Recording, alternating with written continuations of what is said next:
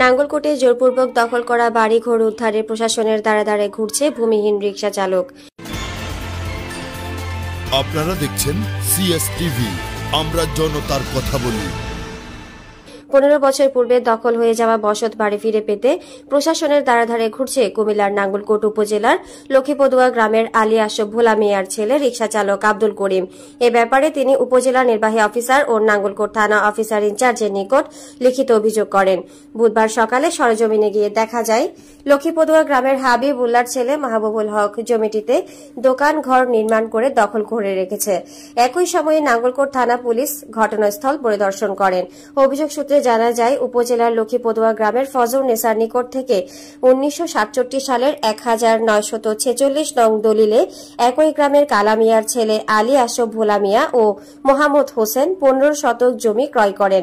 ক্রয়সূত্রে মালিক হয়ে এই জমিতে দখল থাকা অবস্থায় স্ত্রী, এক পুত্র ও 3 কন্যা রেখে পরলোক গমন করেন আলী আশরাফ ভোলা মিয়া।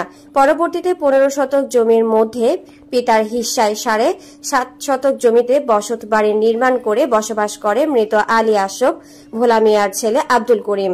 2008 সালে তাদের বাড়ি ঘর ভাঙচুর করে এই জমি দখল করে নেয় লক্ষ্মীপদুয়া গ্রামের হাবিবুল্লাহর ছেলে মাহবুবুল হক ও একই গ্রামের নুরুল হকের ছেলে জাহাঙ্গীর আলম। এরপর থেকে একমাত্র জমিটির দখল হয়ে যাওয়ায় ভূমিহীন হয়ে যায় আব্দুল করিম। এই ব্যাপারে ভুক্তভোগী আব্দুল করিম বলেন, আমি একজন ভূমিহীন মানুষ।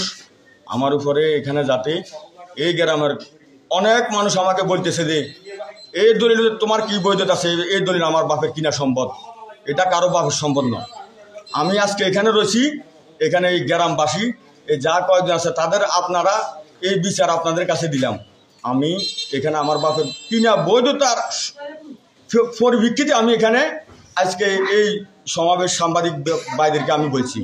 আমি কুমিল্লা কোর্টে একটা মামলা করছি, সেনাবাহিনীতে একটা করছি, পুলিশ এখানে করছি। যতক্ষণ পর্যন্ত আমার বৈধতা আমি না পাবো, এই সিলিন্ডার আমার যতক্ষণ পর্যন্ত আমার বৈধতা না দিবে এখান থেকে আমার কেউ লোক যাবে না।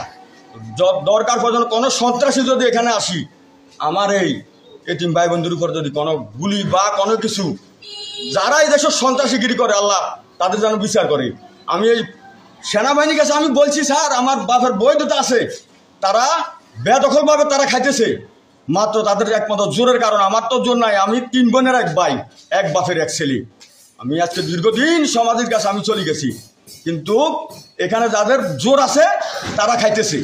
যারা এই মনে করে এই গ্রাম সমাজ পরিচালনা করে, আমি তাদের কাছে গেছি, তারাও আমাদেরকে একটা আশ্বস্ত করছে যে তোমার জায়গা তুমি পাইবা, তারপরও তুমি সব কাগজপত্র তুমি বাইর করো। আমার বাবার মূল দলিল নিয়ে আমি কুমিল্লা আমি পড়ে চলে যাই। সেখান থেকে